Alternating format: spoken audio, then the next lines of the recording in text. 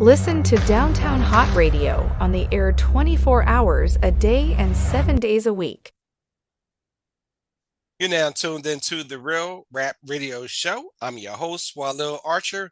On Downtown Hot Radio, I have a special guest. I have a new author, Devins. How are you today?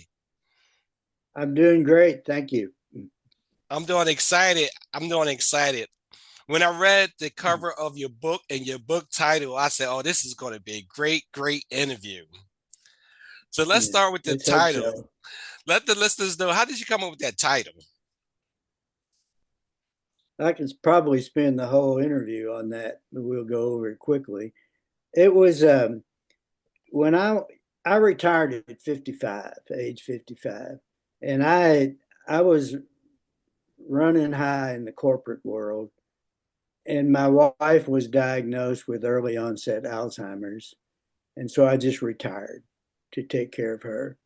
Took care of her for 8 years until she passed away, and during that time, you have a lot of time to think, particularly about death. And I got to thinking about it, and I got attracted to a work of a Catholic priest named Father Francis Tiso. I don't know if you've ever heard of him, but Father Tiso, a PhD from Columbia, master's from Harvard, well educated, nice guy, easy to talk to. And he was doing some work on his specialty, he's an expert in Buddhism. He's a Catholic priest, but an expert in Buddhism. And he got to studying what's called the Tibetan rainbow body. Have you ever heard of rainbow body? Vaguely. Yeah. Well, it's where bodies of really adept, spiritually perfected people, when they die, they just vanish. Okay.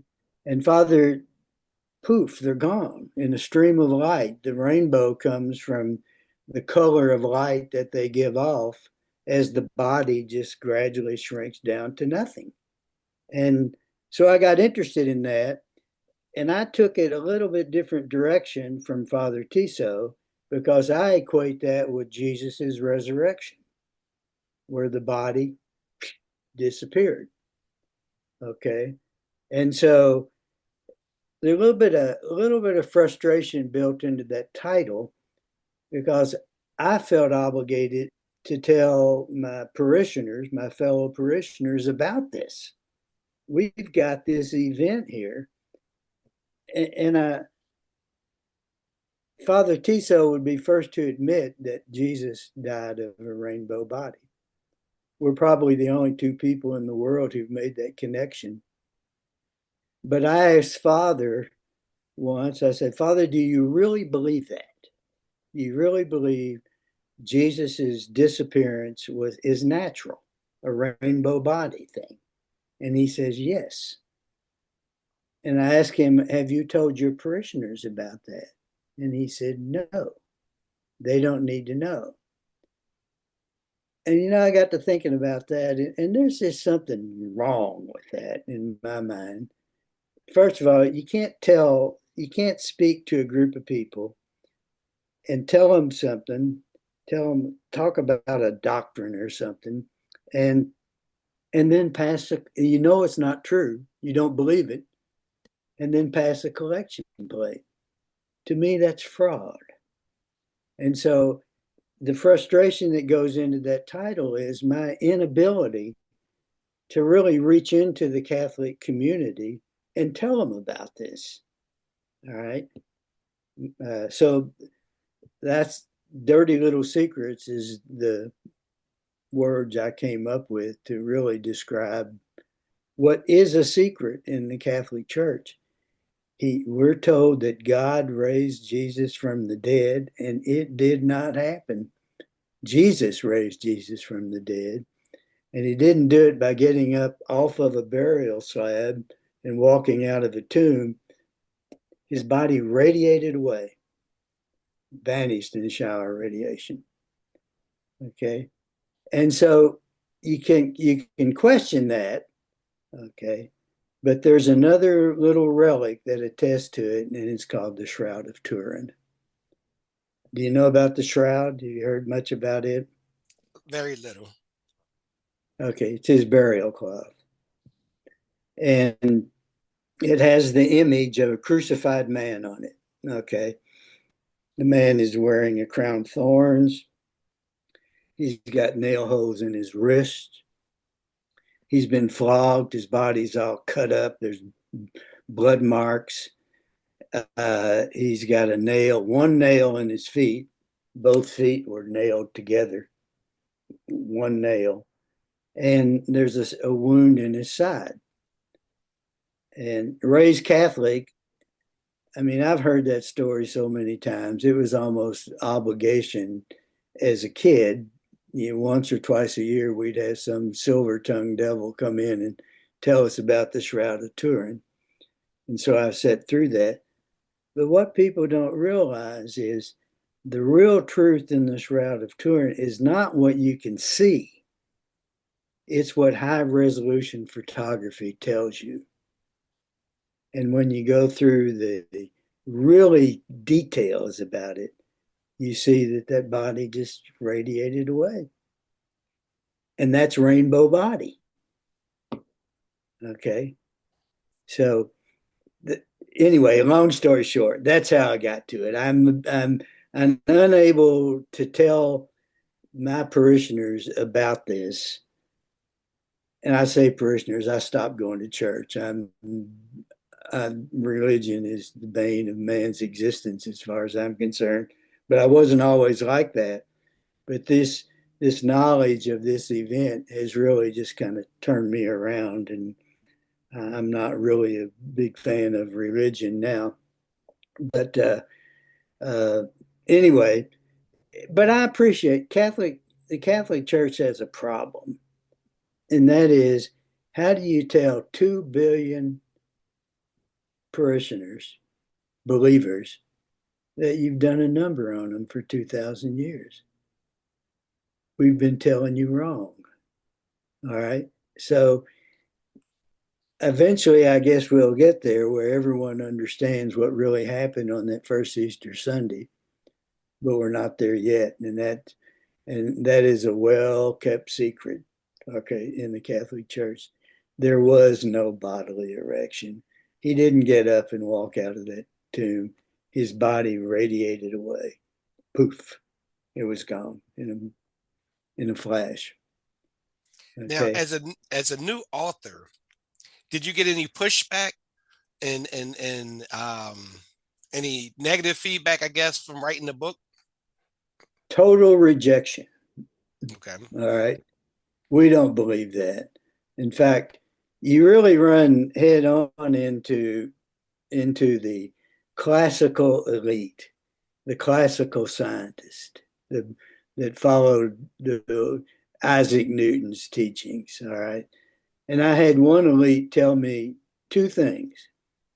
He said, first of all, that can't happen because if it did, I would have already heard about it.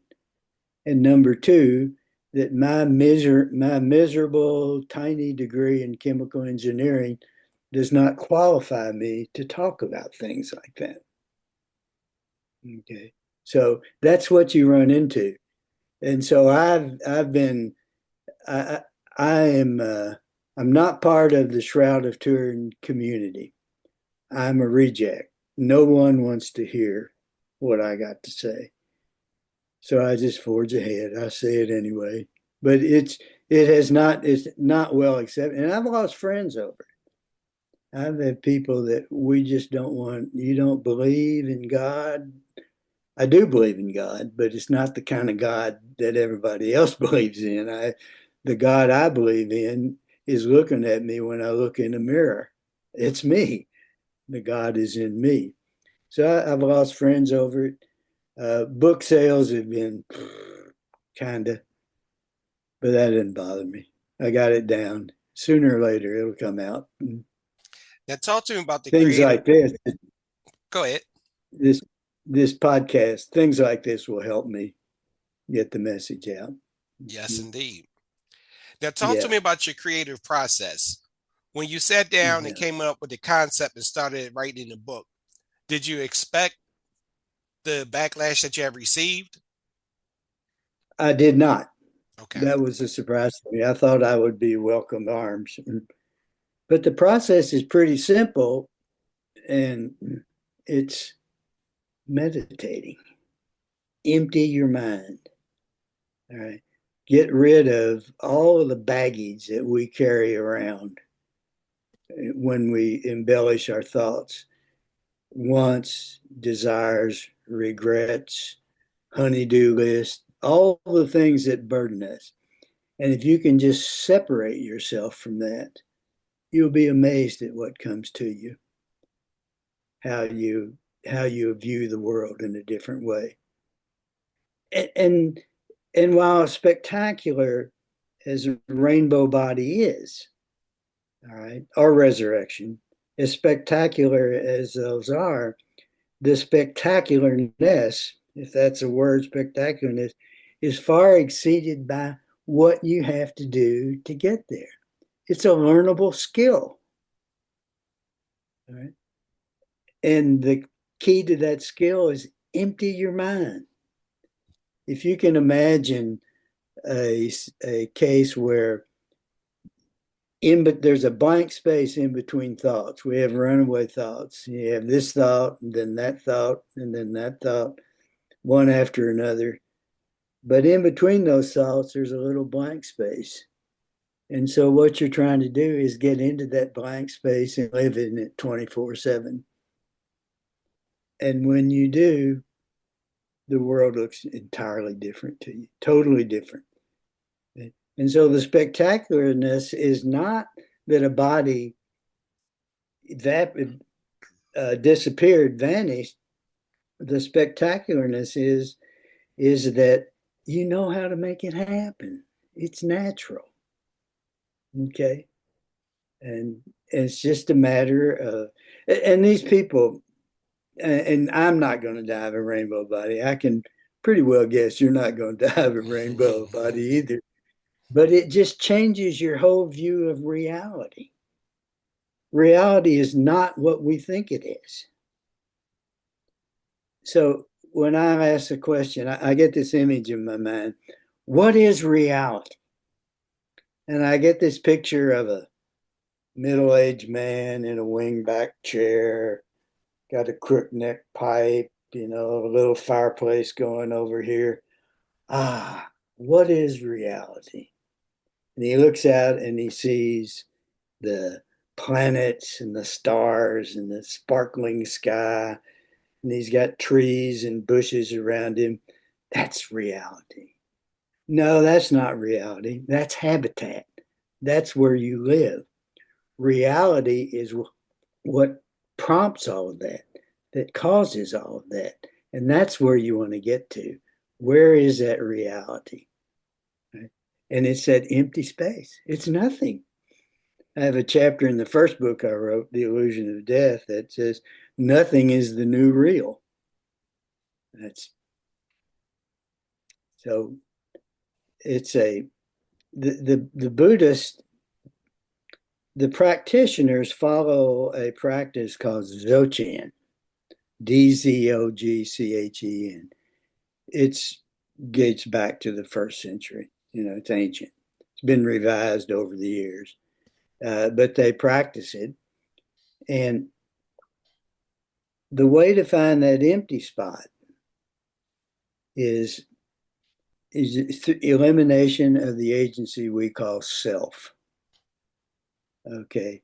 Self makes me think that I'm different from everything around me. I'm separate. All right. And so the way you get rid of self is that you look at everything as being the same.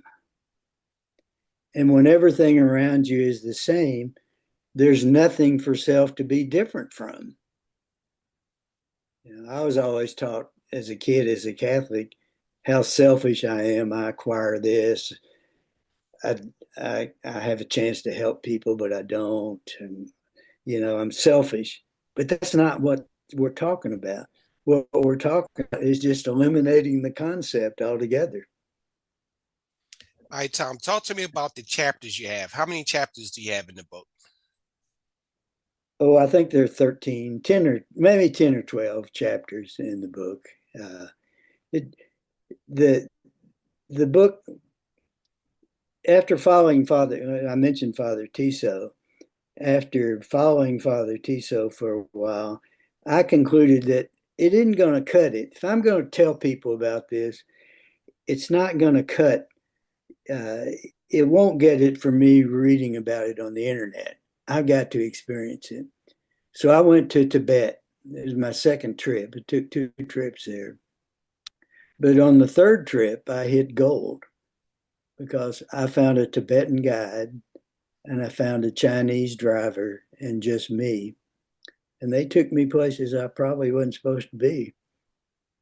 And I got to talk firsthand with people who know the rainbow body.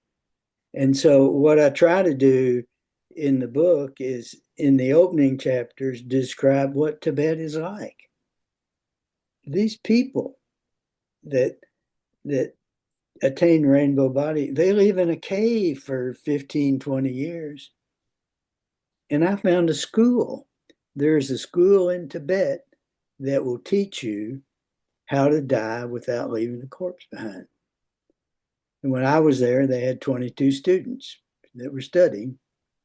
And part of their curricula, they received training on this self thing and how to go about it. And then they just go off in a cave. And I was in a cave for 8 years with my wife with Alzheimer's. That was my version of a cave. And they go off and they absorb those teachings. And so in Tibet, the spirits outnumber the human population by a wide number. Everything is spiritual. And it's because of that in the monastic community. In the common person in the streets of Tibet, you don't find it. But in the monastic community, everybody accepts rainbow body. And when I went there to find this one particular rainbow body death, Kimpo A. Cho, who died in 1998, that I found 3 more just by where my driver and guide took me. 3 more. They knew about it. Just a common person doesn't. And they don't care. They're not into trying to explain to you that phenomena. It happens. It's experiential. All right. So it's just falling through the cracks. Nobody knows about it. All right, so So I Tom, have a chapter on that. And I also have a chapter on the Shroud of Turin. That's important to this. Jesus' resurrection, Shroud of Turin tells you what's happened. Then you transfer over to rainbow body and you make the connection. Okay. And yes, one thing I might add to that, just to get that part of the conversation, the Tibetans, the adepts, the rainbow body practitioners, they use this yogic method called Dzogchen. Well, it's hard to understand. They have their own terminology and their own rituals, and it's very difficult to understand. But if you go back over to resurrection, there's a little known gospel called the Gospel of Thomas. It's not in the Bible. It's a Jesus saying gospel. 114 sayings. Jesus said this, Jesus said that. Doesn't have a word about crucifixion, doesn't have a word about virgin birth, doesn't have any of the things you find in the Bible. It just starts out, he who understands these words will never taste death. That's the way that, and then he goes on to explain how you do that. And he says, it's kind of like doing brain surgery on yourself. He says, you look at everything as if it's the same. So there's no up or down, there's no left or right. And particularly, there's no male and there's no female.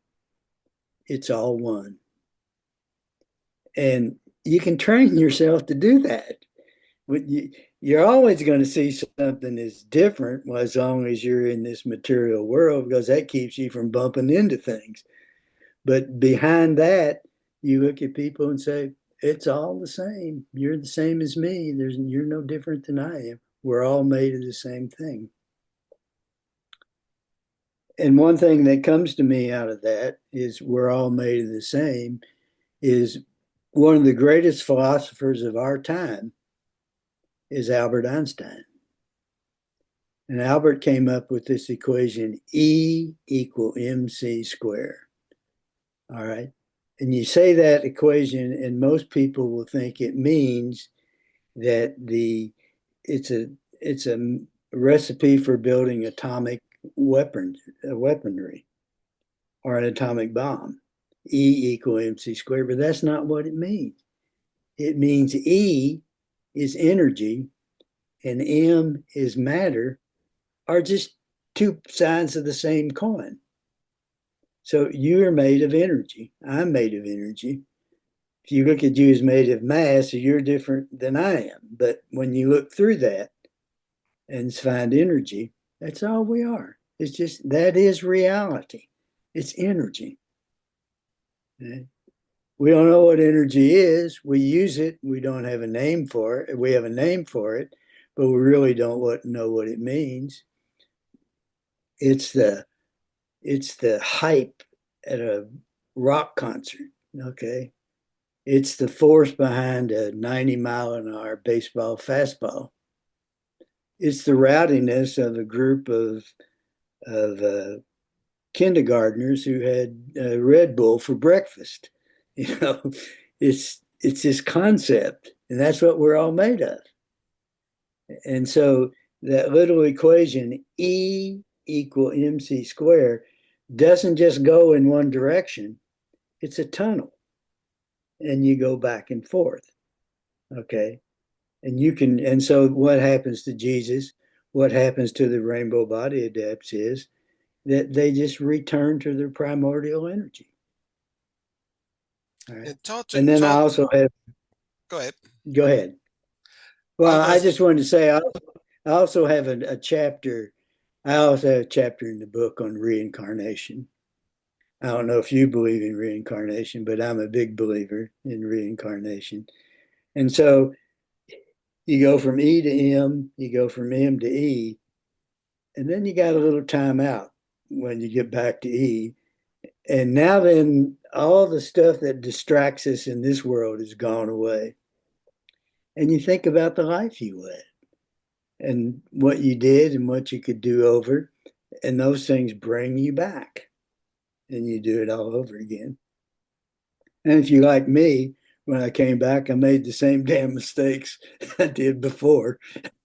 But that's life. So I'll be back. Now, talk to me about your creative process. Where did you find the resources from, or how did you gather your content to write the book?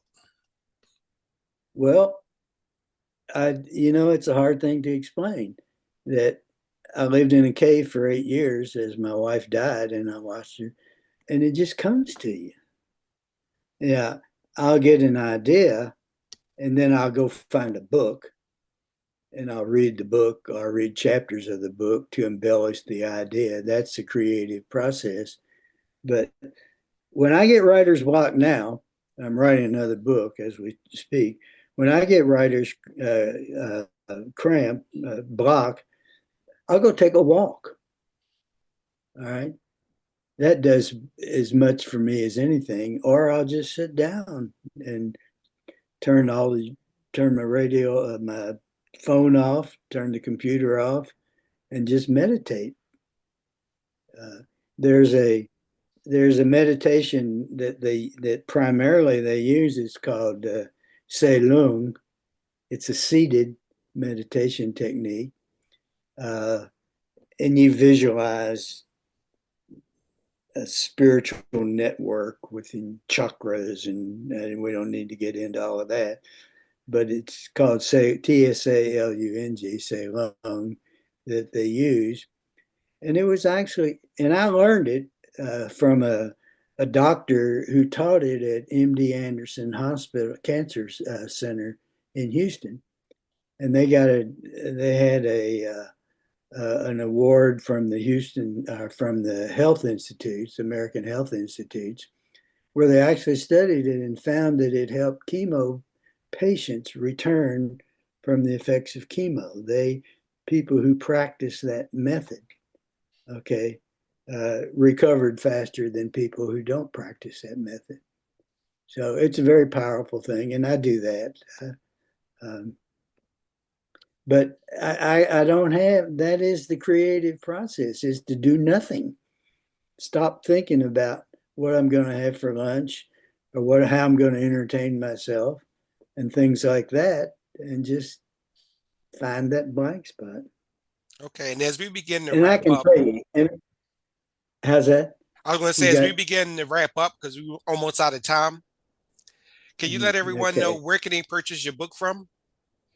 Yeah, it's published by a publishing company called Lulu, Lulu, which is a big publishing company, but you can find it on all major bookstores.